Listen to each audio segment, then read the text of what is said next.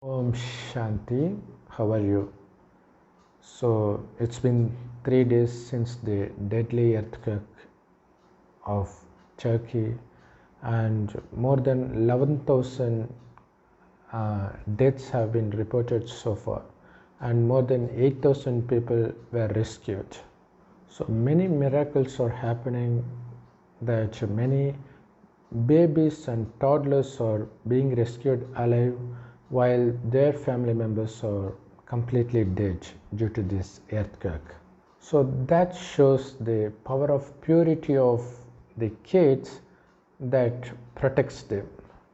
It is really mind-blowing to know that a Dutch researcher, Frank Hoogerbeets, actually predicted this 3 days beforehand. He tweeted this, saying that Syria, Turkey, Lebanon, and Jordan will be hit by a massive earthquake of 7.5 magnitude, and it's really mind-blowing to see how accurately he predicts that. When asked about how he predicted that, he said, uh, everybody knows that Turkey is highly sensitive to earthquakes. So it's been very long since the large earthquakes happened. So he's expecting the tension to build up, and he's also seeing the planetary position.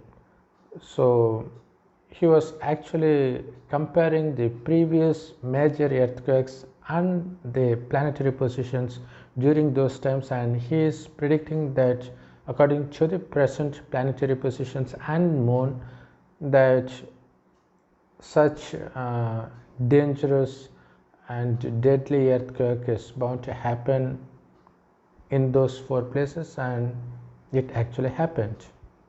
Also, some people say that the appearance of comet near to the planet Earth itself is a bad sign for humanity. One newborn baby is called a miracle baby because she was born uh, beneath the rubble, and her mother gave birth to her possibly after earthquake, because she was rescued 40 hours after the earthquake. So doctors say it is impossible for a newborn baby to survive that intense cold for such long hours. So it is quite possible that mother was pretty much alive while she was delivering the baby, and they predict that this baby must have been born 3 hours before the rescue. Unfortunately, the mother died after giving birth to the baby.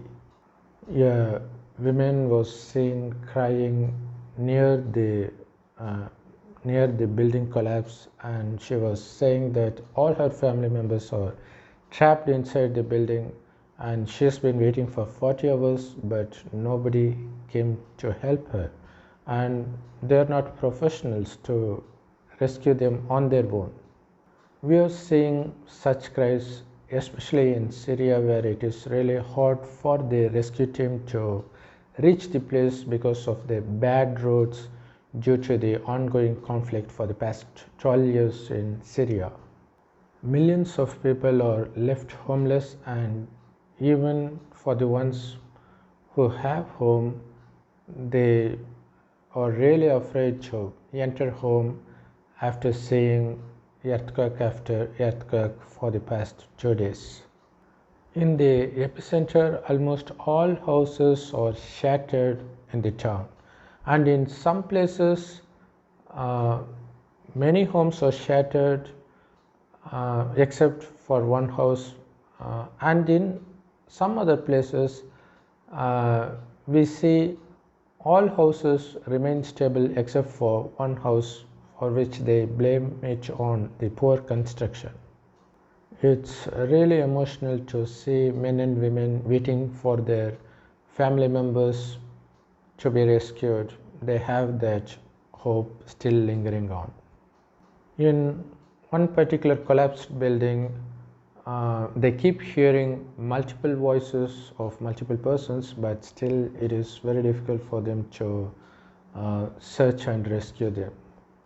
Though it seems like a miracle that many babies and toddlers are being rescued, but still um, I don't know whether it's happiness because they are going to be left without parents for the rest of their life.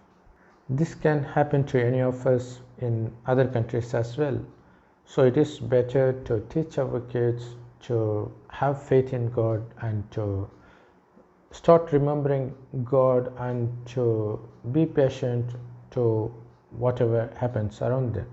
So that's the only way we can stay away from sins, so that we can have that protective shield around us, just like the shield that protected the children that have been rescued. And in the collapse of a 5-story building, a particular family from the 3rd floor was rescued safely, and all the other inhabitants of that building were killed. And this is definitely a miracle, and we can't think of anything other than the karma to be the reason for the survival of this particular family. And that's why we need to pay more attention to do charitable acts and to avoid sinful acts at all costs. For that, you need to be able to differentiate between the right and wrong. Only God knows that, and He teaches that, and the teachings of God is available absolutely free of cost in all Brahmakumari's Rajog meditation centers.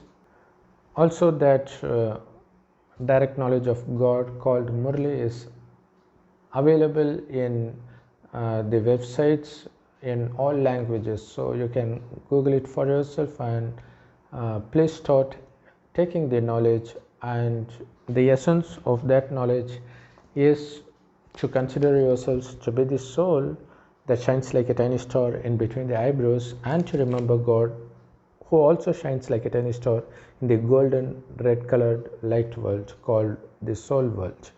So the more you remember God as a point of light, the more your soul will become pure. And as much as you become pure, you will find yourself not getting attracted anymore to the outside world, so that you will be saved from the thoughts related to lust, anger, greed, attachment, and ego. So you will become as pure as God by keeping your mind busy in remembrance of God as much as possible. So it is our duty to teach our kids as early as possible, because to teach about God to kids, no age can be too early, because their life is so uncertain. So it is our duty to teach these divine teachings of God to kids, because it is only the teachings of God that's going to protect them forever, and we perishable humans have no guarantee to be with the child forever in order to protect them. Actually, we are now in the final days, so obviously the world will get destroyed eventually. So these are just the glimpses of that. So we can expect the same thing happening to us anytime soon. So always stay in remembrance of God, so that the moment our soul leaves the body, it should think only of God and nobody else, because that's the only way for us to avoid taking rebirth in this sorrow-filled, pain-filled hell. So the good news is this world after the destruction is going to be renewed to be heaven. So we need to take birth in heaven. For that, we need to acquire the divine qualities that we originally possessed while we were inhabiting heaven 5,000 years back. Yes, this is a 5,000 year time cycle. So the first 2,500 years will be heaven, followed by the hell for the last 2,500 years.